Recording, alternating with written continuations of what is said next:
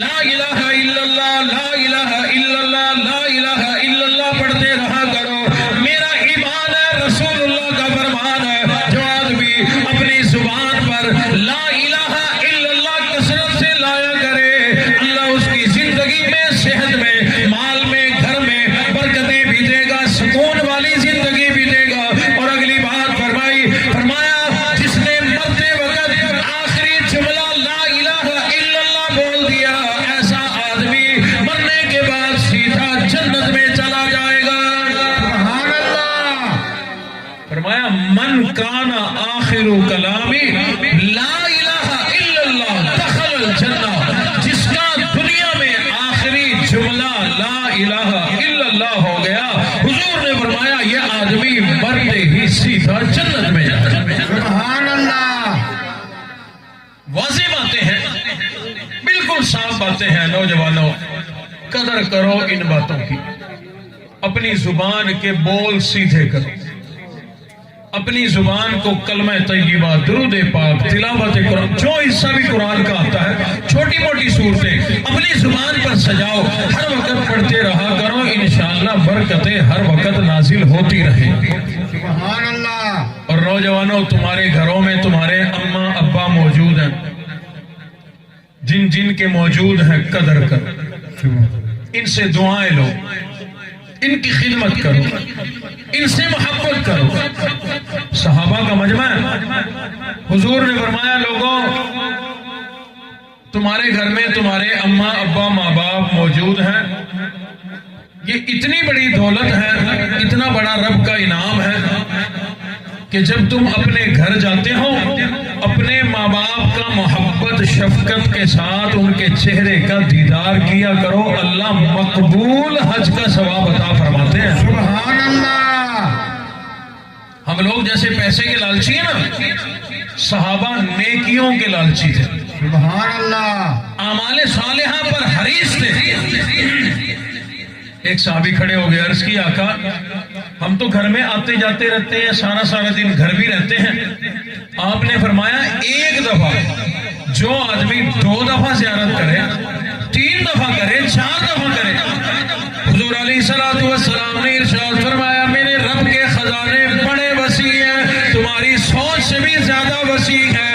کوئی آدمی ایک دن میں اگر 100 مرتبہ اپنے ماں باپ کے چہرے کا دیدار کرے، رب کائنات 100 مقبول حج کا ثواب تمہیں عطا فرمائے گا.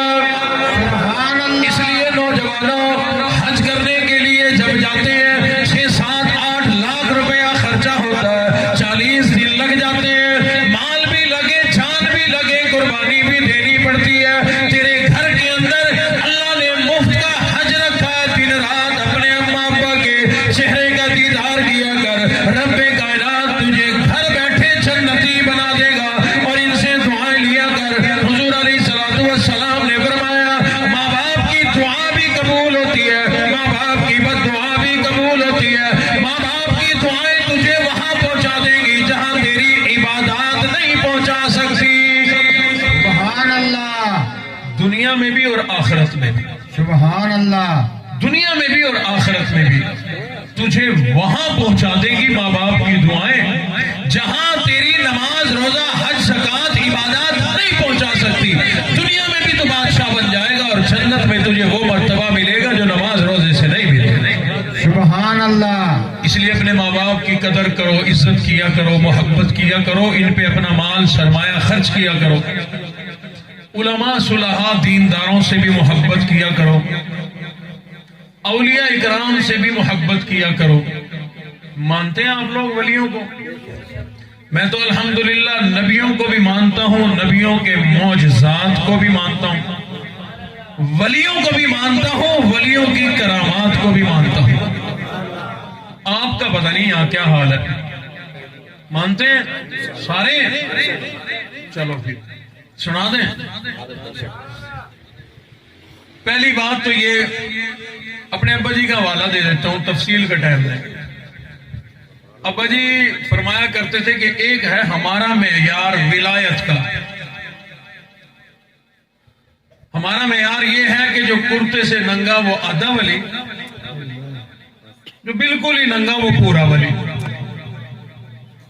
یعنی ہماری ولایت کا معیار اور پہچان یہ ہے کہ جس کو اپنا شعور نہیں، اپنی عقل نہیں، اپنے تن ڈھانپنے کا شعور نہیں، جس کو کھانے کا نہیں پتا، جس کو پینے کا نہیں پتا، اپنی ضروریات کا جس کو شعور نہیں، ہم کہتے ہیں کہ پہنچی ہوئی سرکار ہے. پہنچی ہوئی تو ہے، نظر آ رہی ہے، پہنچی ہوئی تو ہے، نظر آ رہی ہے کہ جس کو اپنے کپڑوں کا شعور نہیں، اتنی پہنچی ہوئی سرکار.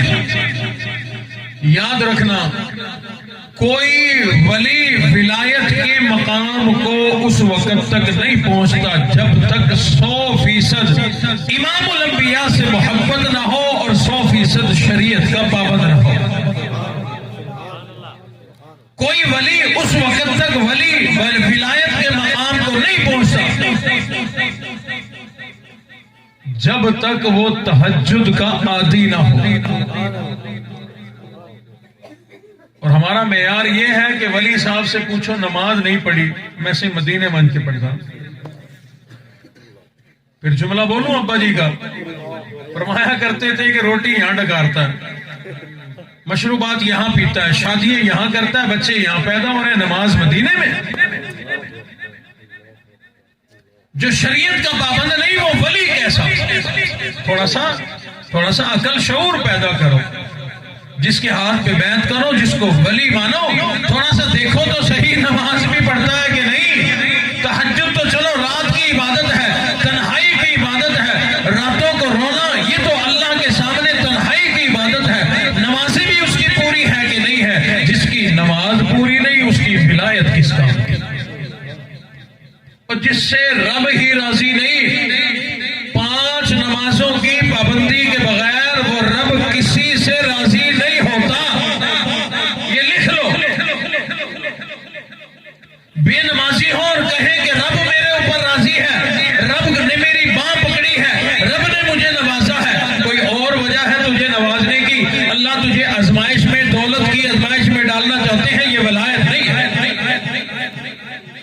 جب معیار پورا ہو جائے، شریعت پر عمل ہو، عبادات پوری ہو، اللہ کے سامنے روتا ہو، اللہ کو راضی کر لیا ہو، پھر اللہ نبی کی نبوت کے اظہار کے لیے معجزات عطا فرماتے ہیں اور ولی کی ولایت کے اظہار کے لیے کرامات عطا فرماتے ہیں.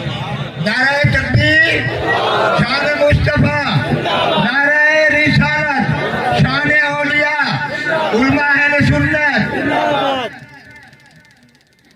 میری مراد کسی کو برا بھلا کہنا نہیں ہے، میں تو آپ کا شعور اجاگر کر رہا ہوں. جزاکم اللہ خوش رکھے. میں تو آپ کا شعور اجاگر کر رہا ہوں کہ آپ کو معیار تو پتا ہو. شادی ہوتی ہے، ہمیں کپڑے کے معیار کا پتا ہے، جوتے کے معیار کا پتا ہے، بری بنانی ہے اس کے معیار کا پتا ہے، جہیز بنانا ہے اس کے معیار کا پتا ہے، آئے ہوئے براتیوں کو کھانا اچھا کھلانا ہے، کھانے کے معیار کا پتا ہے. لیکن ہمیں شریعت ولایت کے معیار کا نہیں پتا اور سمجھنا بھی نہیں چاہتے.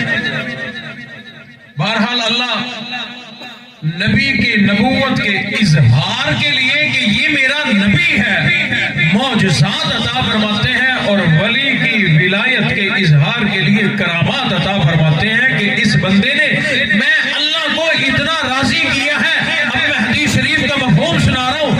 اللہ کو اتنا راضی کیا ہے، رب فرماتے ہیں جب کوئی بندہ آپ میں سے بھی وہ ہو سکتا ہے، جب کوئی بندہ میں اللہ کو راضی کرے، پھر میں اللہ اس کا ہاتھ بن جاتا ہوں، اس کی آنکھیں بن جاتا ہوں، اس کی زبان بن جاتا ہوں.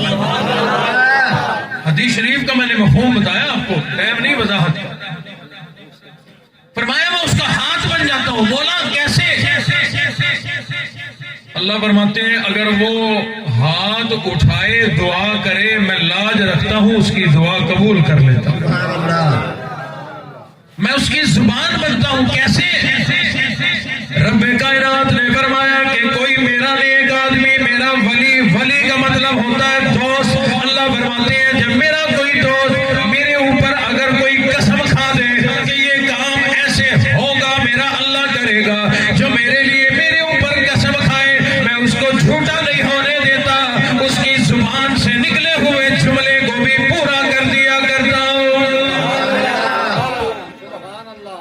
ایک اللہ والے گزرے ہیں خواجہ غلام حسن رحمت اللہ علیہ، پاکستان بننے سے پہلے کی بات ہے، اللہ نے ان کو کرامت عطا فرمائی تھی۔ ایک بات میں پہلے بتا دوں، ضروری نہیں کہ کوئی ولی ہو اور اس سے کرامت کا اظہار بھی ہو۔ بعض اولیاء ایسے بھی گزرے ہیں ظاہراً کسی کرامت کا اظہار نہیں ہوا، بعض کو اللہ عطا بھی فرماتے ہیں۔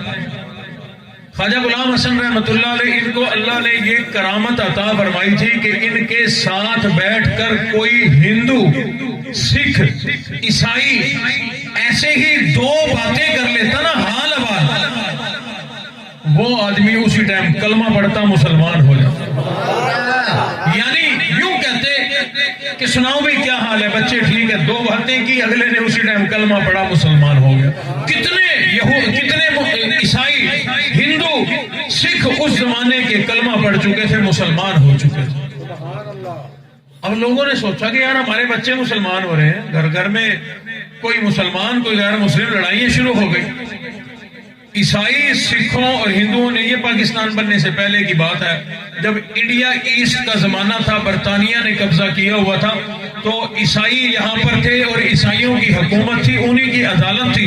ان تینوں نے مل کر انگریز عیسائی کی عدالت میں دعویٰ دائر کر دیا کہ غلام حسن یہ مسلمانوں کا مولوی ہے، یہ ہمارے بچوں کو زبردستی کلمے پڑھاتا ہے، زبردستی مسلمان کر دیتا ہے۔ عدالت نے بلوا لیا، عدالت میں آ کے بیٹھ گئے۔ عدالت کے جج نے کہا عیسائی ہے وہ، غیر مسلم ہے، کہا کہ خواجہ غلام حسن یہ بات ٹھیک نہیں، تم زبردستی کلمے پڑھاتے ہو، تمہارا اپنا دین اور تمہاری آسمانی کتاب قرآن اس بات کی اجازت نہیں دیتی کہ کسی کو زبردستی کلمہ پڑھاؤ۔ قرآن میں لکھا ہے لا اکراہ فی الدین، دین میں جبر کوئی نہیں، تم جبر کیوں کرتے ہو، کلمہ زبردستی کیوں پڑھاتے ہو؟ جواب کیا بنتا تھا؟ صحیح، میں یہ کام نہیں کرتا، میں زبردستی کلمے نہیں پڑھاتا، لوگ خود پڑھتے ہیں۔ نہیں، یہ جواب نہیں دیا عدالت کے جب جج نے، عیسائی جج نے جب یہ جملہ بولا کہ تم زبردستی کلمے کیوں پڑھاتے ہو، زبردستی لوگوں کو مسلمان کیوں کیا کرتے ہو، خواجہ صاحب نے عجیب جواب دے دیا، فرمایا او جج ٹھیک ہے، یہ تو نکمے ان پڑھ جاہل لوگ ہیں جن کو میں نے زبردستی کلمہ پڑھایا، یہ تو جاہل لوگ ہیں، ان پڑھ لوگ ہیں، سیدھے سادے لوگ ہیں، مان لیا میں نے ان کو زبردستی کلمہ پڑھایا، آپ تو سمجھدار بھی ہیں، پڑھے لکھے بھی ہیں، عدالت کے جج بھی ہیں، لوگوں کے فیصلے بھی کیا کرتے ہیں، ذرا آپ بول کر بتلاؤ آپ کو زبردستی کلمہ کس نے پڑھایا؟ وہ عدالت کا عیسائی جج، وہی عدالت کی کرسی پہ بیٹھے بیٹھے خواجہ صاحب کا یہ جملہ سن کر کہ آپ کو زبردستی کلمہ کس نے پڑھایا، کھڑا ہو گیا، کہنے لگا اشہد ان لا الہ الا اللہ واشہد ان محمد رسول اللہ۔ عدالت کی کرسی کے اوپر کھڑے ہو کر کلمہ پڑھا، مسلمان ہو گیا۔ اللہ نے کیا کرامت عطا فرمائی، ایک جملہ بولا کہ یہ تو چلو غریب سیدھے سادے ہیں، زبردستی پڑھایا ہوگا، اپنی بتاؤ تمہیں کس نے زبردستی پڑھایا؟ کھڑا ہوا، کلمہ پڑھا، مسلمان ہو گیا۔ نعرہ تکبیر، نعرہ تکبیر، شان اسلام، شان اسلام، شان اسلام، شان قرآن، شان قرآن، نعرہ تکبیر۔ اللہ اکبر۔ ماشاءاللہ ماشاءاللہ، کرامت کی بات آئی تو ایک اور ولی کی بھی سنا۔ سندھ کے علاقے میں حضرت امروٹی صاحب رحمت اللہ علیہ تشریف رکھتے تھے، اللہ اکبر، ہمارے قاری صاحب کی فرمائش پہ ہمارے ساتھ رہ رہے کہ آدھے خطیب یہ بھی بن گیا۔ میں نے کہا خوف خدا کرو، نعت خوان رہو، تم خطیب بن گئے، مجھے نعت خوان بننا پڑے گا پھر۔ اللہ ان کی حیاتی رکھے۔ اللہ نے امروٹی صاحب کو تو عجیب کرامات عطا فرمائی تھی۔ اللہ، ایک دو کا تذکرہ کرتا ہوں، ٹائم بہت ہو چلا، 2 گھنٹے ہو گئے. ہاں اب گھڑی پیچھے کر دیو, میری جیب میں 2 گھڑی ہیں اس لیے.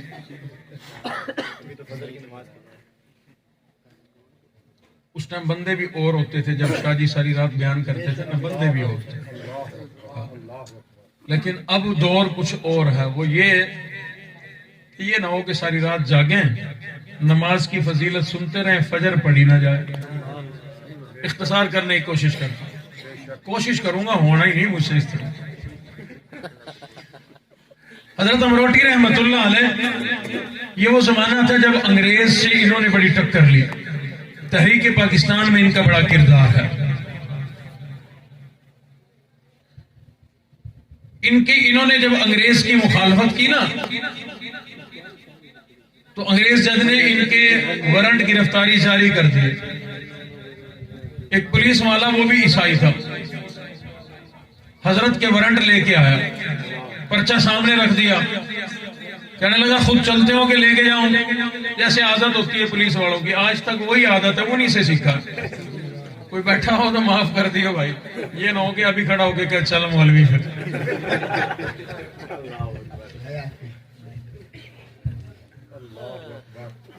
کہنے لگا خود چلو گے لے کے جاؤ. غصے سے تذلیل کے انداز میں حضرت نے اپنے خادم کو بلایا, کہا کہ اس کو نا لے کے جاؤ ذرا, گودام ہے نا, گودام جہاں راشن وغیرہ رکھا ہے, وہ سارا دکھا کے لاؤ. دکھا کے لے آیا واپس. اب فرمایا اپنے خادم کو کہ جاؤ ایک چھری لاؤ اور ایک پیاز لاؤ. لے آیا. حضرت نے چھری لے کے نا پیاز تھوڑا سا اڑا دیا, کاٹ دیا. فرمایا اس کو اب لے کے جا گودام میں. وہ لے گیا, ساری پیازوں کی بوریاں کھولی, جہاں سے پیاز ایک کاٹا تھا سارے پیاز وہیں سے کٹے پڑے. واپس لے آیا. فرمایا دیکھ آیا. اب اس کی آنکھیں نکلی ہوئی تھی کہ ایک پیاز اڑایا وہاں سارے کٹ گئے.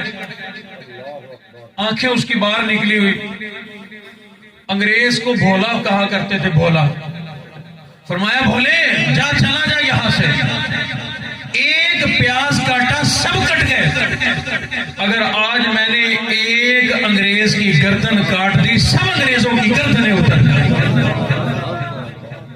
ایک مرتبہ یہی امروٹی صاحب رحمت اللہ علیہ اپنی خانقاہ میں بیٹھے ہیں, تسبیح ہاتھ میں ہے, اللہ اللہ اللہ کی صدائیں بلند ہو رہی ہے, اپنے رب سے لو لگائے بیٹھے ہیں. ایک انگریز پولیس والا ہاتھ میں گن ہے, پستول ہے, لی ہوئی ہے, شکار کرتا پھرتا ہے. شکار کرتے کرتے حضرت کی خانقاہ میں آ نکلا, ہاتھ میں وہ بندوق ہے, حضرت کے قریب آ گیا. آ کر کے کہنے لگا, وہ پستول وہ بندوق حضرت کی تسبیح کو لگا کر کہنے لگا یہ کیا ہے. تسبیح کو بندوق لگائی, یہ کیا ہے.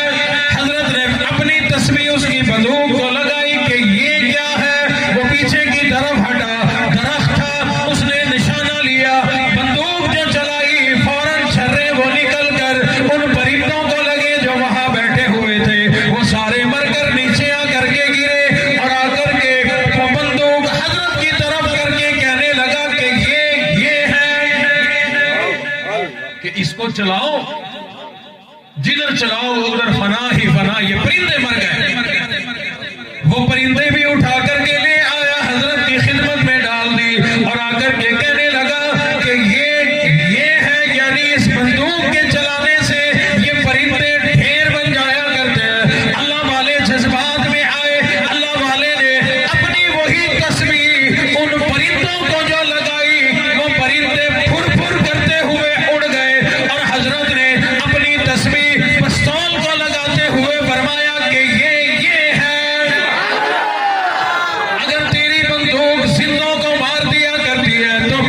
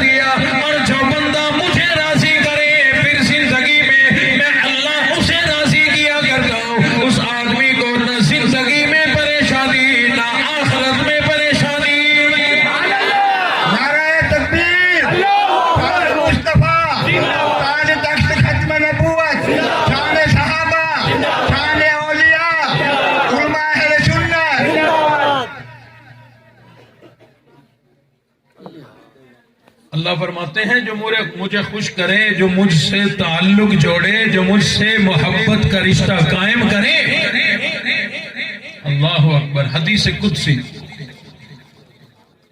اللہ فرماتے ہیں میرے بندے تب علیہ تب علیہ کشافینی تشافیک، طویل حدیث شریف ہے۔ اللہ فرماتے ہیں میرے بندے تو نے لوگوں سے یاریاں لگائی، کبھی اللہ سے بھی لگا۔ تو نے لوگوں سے لگائی، کوئی لوٹ کے بھاگ گیا، کوئی کھا کے بھاگ گیا، کوئی رج گیا تو بھاگ گیا۔ اللہ نہ کھانے والا نہ رجنے والا، وہ تو رجانے والا ہے۔ اللہ فرماتے ہیں کبھی مجھ سے بھی لگا کے دیکھ، مجھ سے بھی تعلق جوڑ کے دیکھ۔ اور آگے حدیث قدسی میں اللہ نے فرمایا لوگوں کے ساتھ تو نے معاملات کیے، کاروبار کیے، اپنی امانتیں سونپ کے دیکھا، کوئی لے کے بھاگ گیا، کوئی چھپا کے بھاگ گیا، کوئی کھا کے بھاگ گیا، کبھی میں اللہ کے سپرد کر ایسا ایماندار ہوں تیری امانت میں رتی برابر بھی کبھی نہیں آنے دیا۔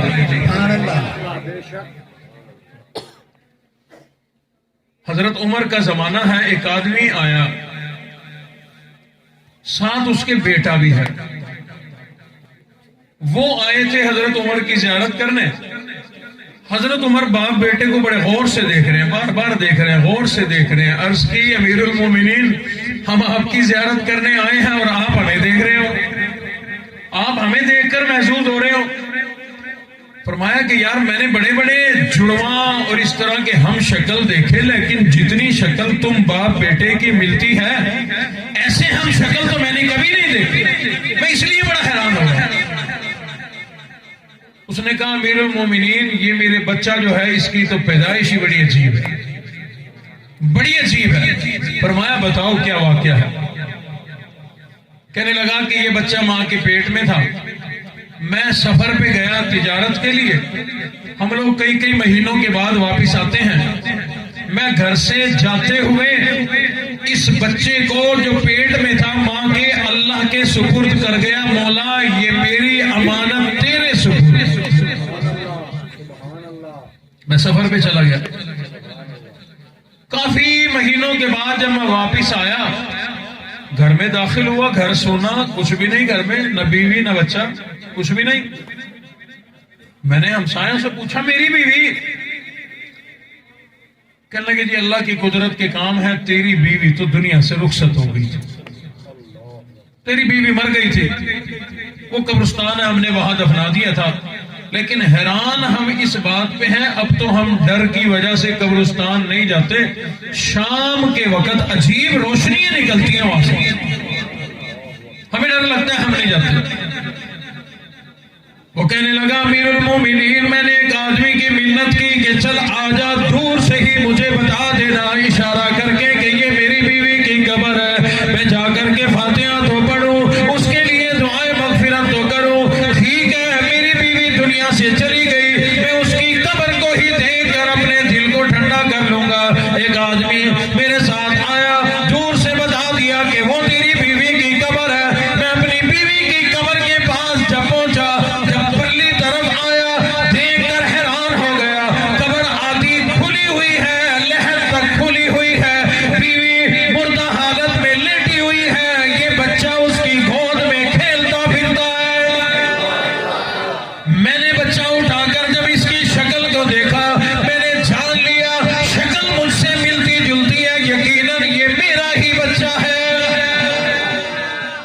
یقین ہو گیا یہ میرا ہے۔ میں نے بیوی کو ہلا کے دیکھا، اگر بچہ زندہ ہے تو شاید بیوی بھی زندہ ہو، وہ مردہ تھی۔ میں نے اس کی قبر بنا دی، اللہ سے دعائیں مغفرت کر دی، فاتحہ پڑھی، بچے کو سینے سے چمٹایا اور گھر کی طرف چل دیا۔ کہنے لگا امیر المومنین جب میں قبرستان کے اس کنارے پہ پہنچا، مجھے غیب سے آواز آئی، اللہ کی طرف سے آواز آئی، آ میرے بندے تو نے اپنی یہی امانت میرے سپرد کی تھی، اللہ نے تیری امانت کی ایسی حفاظت کی، ایسی حفاظت کی، رب کائنات نے کس قدرت کے نظام سے تیری امانت کو تیرے سپرد کر دیا۔ اے کاش کبھی تو اپنی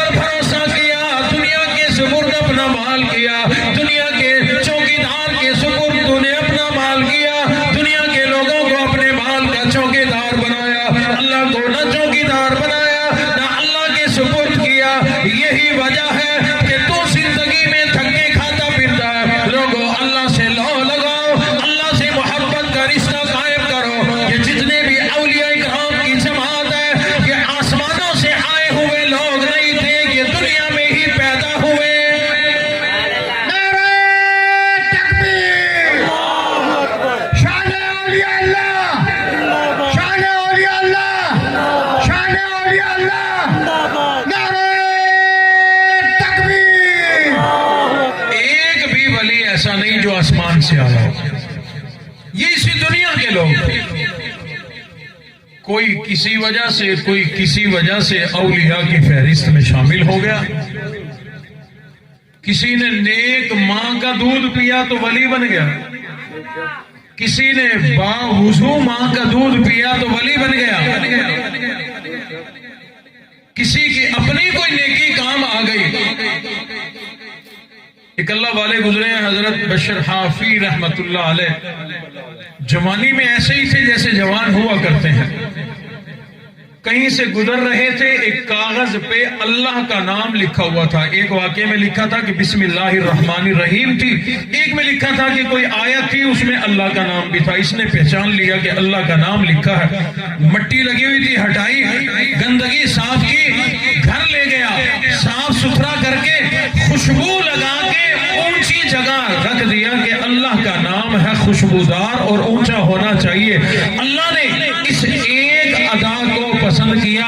रात को जो सोए हैं, कोई कहने वाला कहता है बशर हाफी, जैसे तूने हमारे नाम की कदर की है, अब रब तेरे नाम की भी कदर कराएगा। जैसे तूने अपने रब के नाम की इज्जत की है, अल्लाह तेरी भी इज्जत कराएगा। ऐसी इज्जत कराई, ऐसी इज्जत कराई। लोगों से बात कर रहे थे, बात करते करते थक गए तो एक फल की दुकान थी, फल की रेडी, उस फल के साथ टेक लगा के खड़े हो गए, फल के साथ टेक लगा के खड़े हो गए। हाथ हटाया, बात पूरी की, चले गए। वो लोग कदर जानते थे, नेक आदमी है, वली आदमी है। लड़ाई हो गई, वो कहता है कि ये फल मैं लूंगा, वो कहता मैं लूंगा, वो कहता मैं लूंगा। लॉटरी निकलाई दुकानदार की। दुकानदार कहने लगा कि जिसके पास ज्यादा पैसे हो बोली लगाओ, जो ज्यादा पैसे देगा ये तरबूज उसका। खाया कभी तरबूज? है आजकल मौसम के खत्म। दुकानदार कहने लगा जो ज्यादा पैसे देगा तरबूज उसका। जंगल में 10 चोर थे, कोई लुटेरे। उन्होंने एक को बाजार भेजा था कि हमारे लिए बेहतरीन सा खाना लेके आ। वो भी वहां खड़ा था, अल्लाह वाले की बातें सुनता रहा।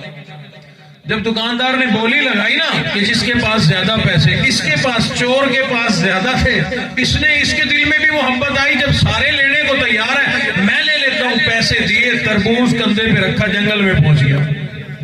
वो 9 जो खड़े थे वहां, वो कहने लगे सत्यानाश हो तेरा, इतने पैसे तुझे दे के भेजा, कोई अच्छा खाना लेके आता, तरबूज तो हम यहाँ कहीं भी किसी का चोरी कर लेते, तुझे भेजा था बावलपुर से बर्गर ला, शवारमे ला, तू तरबूज ले आया। वो मारने लगे उसको गुस्से में, कहने लगे बात सुन लो, बात मेरी अच्छी लगे ठीक है, वरना फिर मारना मुझे। उसने सारा किस्सा सुनाया कि अल्लाह वाला इससे ना टेक लगा के खड़ा था, एक नेक आदमी, उसका हाथ लगा इसको, उसने जब हाथ हटाया वो चला गया। सब कहने लगे कि हम लेंगे, हम लेंगे। मेरे भी दिल में आया कि यार ये तरबूज लगता है कोई बड़ा कीमती है, मैंने उसकी कीमत दी, मैं इसको ले आया।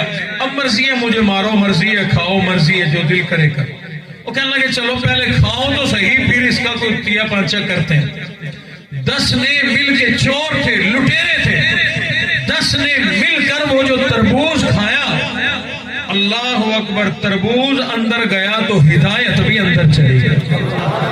अल्लाह वाले का हाथ जो लगा, अब 10 के 10 खा पी के ना एक दूसरे की तरफ देख रहे, घूर रहे।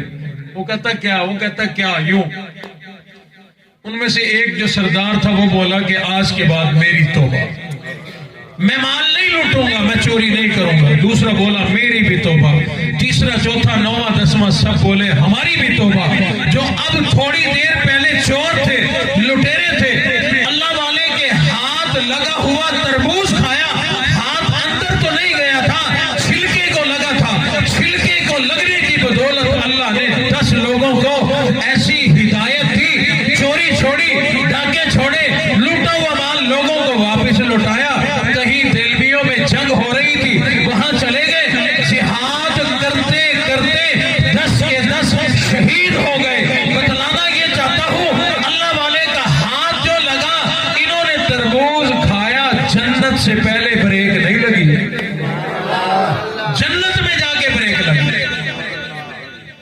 مقام ولایت پہ پہنچنا مشکل نہیں ہے.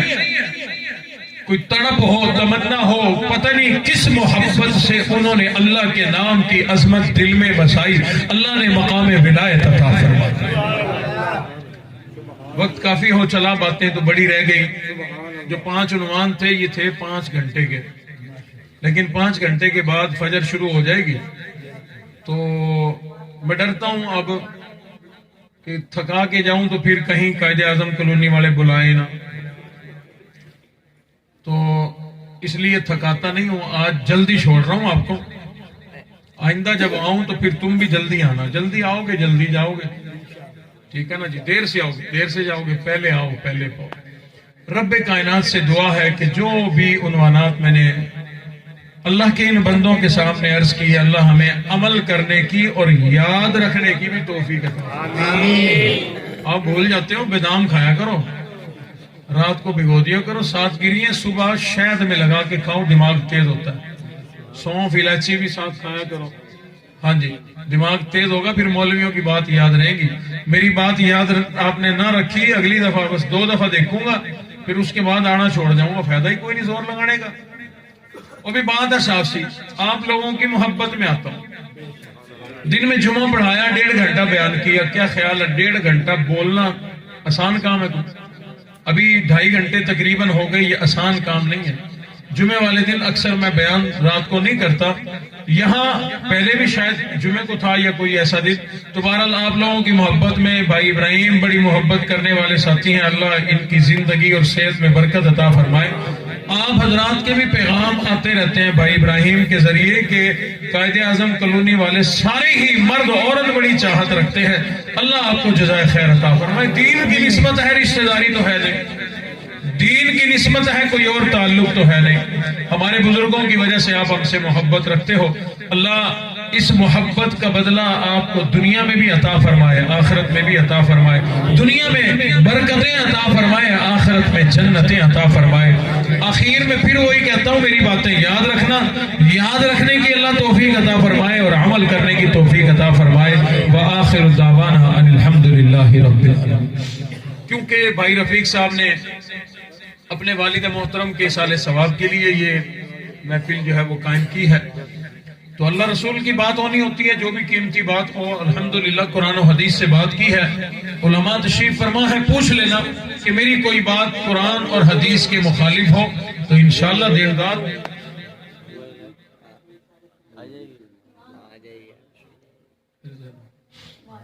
تو تمام حضرات، چچا عبدالمجید صاحب جو بھائی رفیق صاحب کے والد محترم تھے، ان کے اصالِ ثواب کے لیے سب اپنا حصہ ڈالیں. 1 مرتبہ سورۃ فاتحہ، 3 مرتبہ سورۃ اخلاص پڑھ لیں. اللہم صلی علی محمد.